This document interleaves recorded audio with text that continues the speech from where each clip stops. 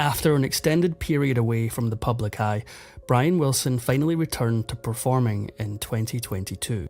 But as the musician took the stage and the crowd saw him for the first time in years, their excitement turned to heartbreak.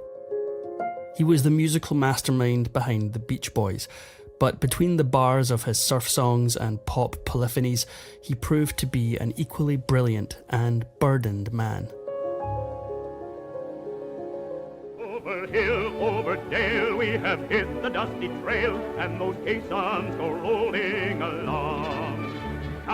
As an infant, Brian left his family stunned when he recreated the melody of When the Caissons Go Rolling Along after only hearing it once.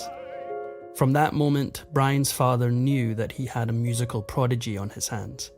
He himself was a part-time musician, but a full-time tyrant.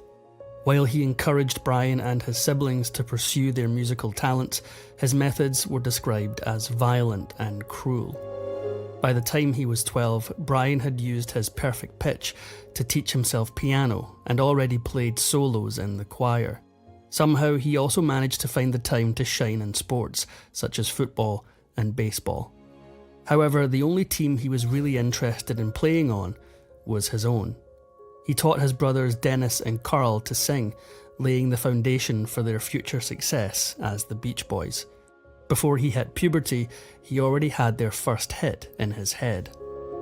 He spent almost every waking moment in his early adolescence obsessing over the harmonies of the Four Freshmen.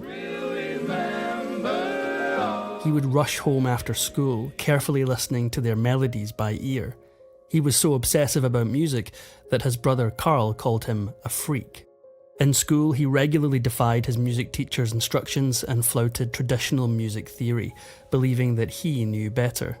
His defiant behaviour earned him an F in his piano and harmony course. Despite failing his music class, Brian went on to El Camino College in Los Angeles. However, when he learned that his music professor disliked pop music, he dropped out. In 1961, Brian decided to team up with his brothers, cousin Mike Love, and classmate Al Jardine to form a band, the Pendletones. Before long, the entire world would know them by a different name. As they were still in their teens, they had little to write about. However, Brian's brother Dennis suggested they write a song about surfing, one of Dennis's other passions. It wasn't long before Brian and Mike Love had composed Surfin' and had Brian's father Murray present the track to a record producer. Given the nature of the song, the record label insisted that Brian and his bandmates change their name to the much more apt Beach Boys. The rebrand helped catapult Surfin' to the top of the LA airwaves and made the band into an overnight sensation. Less than a year later, they signed a deal with Capitol Records and released their debut album, Surfin' Safari.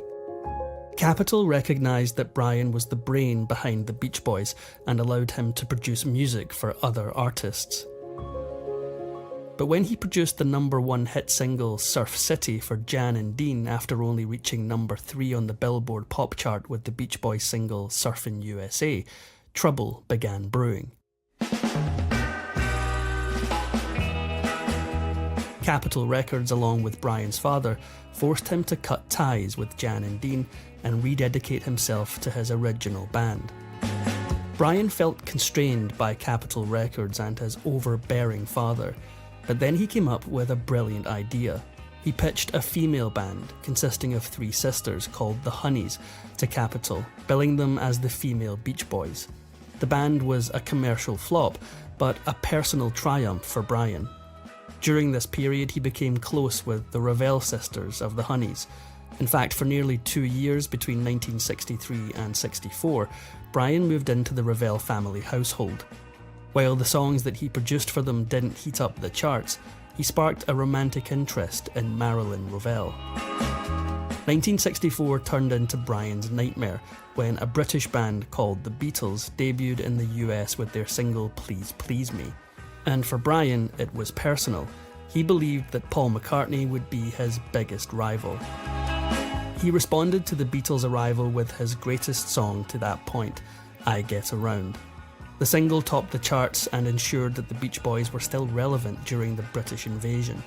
However, as the pressure to produce, perform and perfect Beach Boys hits mounted on Brian's young shoulders, his musical mind was turning into a cacophony.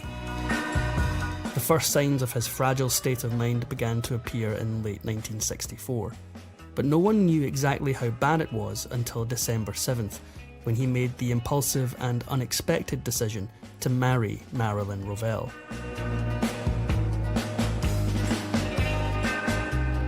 On December 23rd, not long after their plane to Houston took flight, the sharp tension that had been building in Brian finally snapped, and so did he. Without warning, he started crying and making shrieking noises.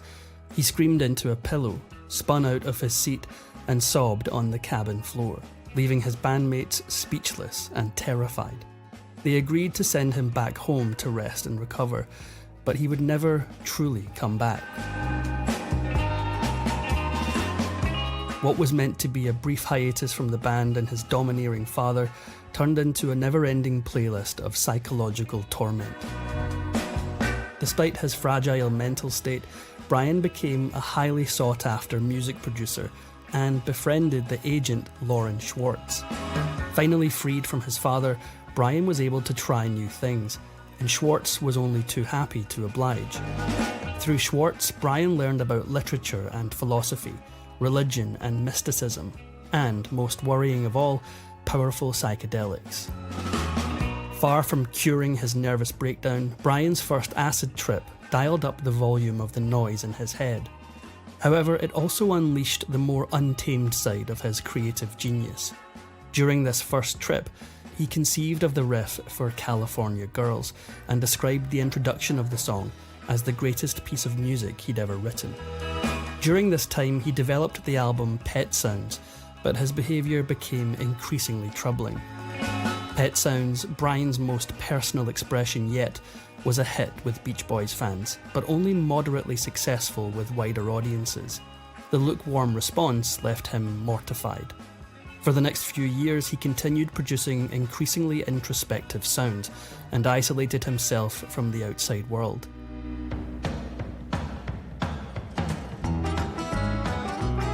As his mental state declined, Brian's father, Murray, forced him to sell the Beach Boys publishing company.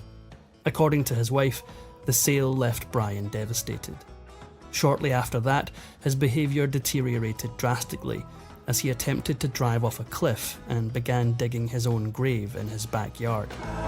As his erratic behaviour seeped out into his public life, the list of troubling incidents only grew longer. He attended a meeting with music executives, having painted his face bright green. He showed up to other musicians' performances, jumped on stage and performed songs in a bathrobe. But things really went off the rails when, in 1973, Brian's father died. Without a strong manager, he became rudderless, going in and out of psychiatric facilities, recklessly spending his money and venturing out into public in his pyjamas to beg for rides and substances. His poor diet and addictions saw him gain up to 240 pounds. Coupled with his bizarre and self-destructive behaviour, Brian's wife knew that something had to be done. She turned to the celebrity psychiatrist Eugene Landy and his controversial 24-hour therapy program. Under Landy's careful supervision, Brian's condition improved. Not only did he lose his excess weight, but his behaviour stabilised. With an apparent return to sanity, he rejoined the Beach Boys for the band's 20th album, 15 Big Ones, in 1976. When he joined his bandmates on tour, it became apparent that he hadn't fully recovered from his nervous breakdown. As tensions ramped up, he confessed in an interview that he felt like a prisoner. Despite his recovery having stalled, Landy raised his monthly fee for Brian's 24-hour program to more than $20,000 a month. Shocked at the staggering cost, Brian's family decided to fire Landy, instead handing over his care and supervision to his cousins. When the Beach Boys signed a deal with CBS Records in 1977 that compelled Brian to compose most of the new material, he broke out into tears, knowing that the deal would require him to return to the recording studio full-time. Following a dismal Australian tour, Brian went missing for a short period, hitchhiking through Hollywood, and eventually ending up at a gay bar where he played piano in exchange for drinks.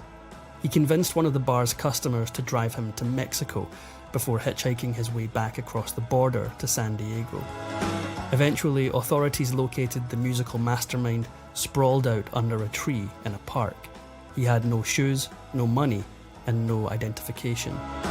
Not surprisingly, Ravel had had enough of Brian's erratic and self-destructive behaviour. His marriage ended in divorce in 1979. For exclusive perks like early access to new videos, priority replies to your comments, and to have your say on future content, consider becoming a Factinate member. On top of that, your support helps keep the channel going. Click the link in the description for more details. Instead of getting Brian the help he needed, his brother and Beach Boys bandmate Dennis manipulated him into secret recording sessions by plying him with drugs and burgers. When the rest of the family learned about these hamburger sessions, they distanced the brothers from each other. By the time the rest of his family intervened, Brian's food and substance addictions had already taken their toll. It wasn't until after a near-fatal overdose in 1982 that they forced him to sign over control of his finances and business dealings. Then they turned to the only man they believed could save Brian from himself, Landy. His family knew that he would never simply go back into Landy's program, so they concocted a scheme to lie to Brian, telling him that he was flat broke. Moreover, they said that he wasn't a part of the Beach Boys anymore, but that he could still earn an income. All he would have to do is go back to Landy. Landy himself agreed, but he had one condition. He wanted full control over Brian, with the promise that nobody else would get in the way. It seemed to work, at first. Landy subjected Brian to an intense health and counselling regimen, isolating him and even turning away his children and ex-wife. His only contact was with Landy's aides, who dictated his every waking moment. Slowly, Landy took over more of Brian's life, positioning himself as the troubled genius's business and creative partner, even replacing him at Beach Boys meetings. No one could argue that Landy's methods hadn't yielded results, but with his increasing involvement in Brian's creative and professional affairs, some began to doubt his motives. Critics accused Landy of playing puppet master, controlling Brian's thoughts, actions, and even his music. Brian Wilson is a perfect example of the fact that in my field, I'm an artist. Landy convinced Brian to strike out on his own and release a solo album. He released his eponymous debut solo album in 1988 to rave reviews from critics and surprising commercial success. However, his old band stole the spotlight. They released their first ever Brian-free song, Kokomo, around the same time, and watched the track soar to #1 on the charts. In October 1991, Brian released his memoir, Wouldn't It Be Nice? My Own Story, except it wasn't exactly his story. It was later revealed that large portions of the book had been lifted from previous biographies. Mike Love, Al Jardine, Carl Wilson, and even Brian's own mother, Audrey, filed defamation lawsuits for the lies they claimed he spread in his book. By the end of the year, his family had succeeded in breaking off Brian's toxic partnership with Landy. A restraining order soon followed, cutting the psychiatrist out of his life for good. In close succession, Brian lost the two most protective people in his life, his brother Carl and his mother Audrey. Without their support, he allegedly fell into the clutches of his second wife, Melinda. Though some credit her for keeping Brian connected to his music, many speculated that she was manipulating him into producing more of it. Brian's daughter even went so far as to call Melinda Melandy, in reference to his old psychiatrist. By the late 1990s, Brian had set out on his first solo tour, taking his musical genius all the way to Japan. The once reluctant performer had clearly transformed. He insisted that he loved performing, but not everyone was convinced. They looked for telltale signs that someone else was pulling his strings. In one interview, in a candid moment, Brian admitted he didn't enjoy performing. Then, as if on cue, his handler immediately chimed in, telling Brian that he did, in fact, enjoy performing. In 2011, Brian secretly reconnected with his former bandmates to re-record Do It Again, fueling reunion rumours among the Beach Boys' most ardent fans. When asked about returning to the band, however, Brian was blunt, confessing, "I don't really like working with the guys, but it all depends on how we feel and how much money's involved." Apparently, a lot of money was involved. He joined the band on tour, leading to the release of That's Why God Made the Radio in June 2012.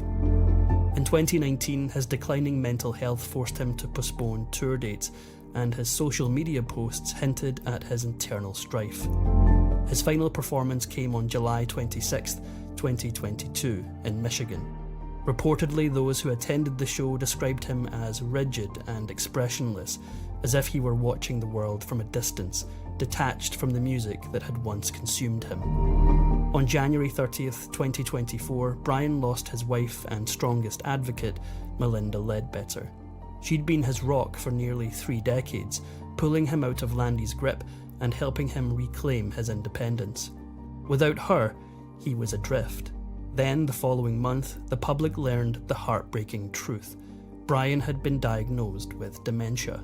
Since 1965, he had lived with schizoaffective disorder and mild bipolar disorder, tormented by distressing auditory hallucinations.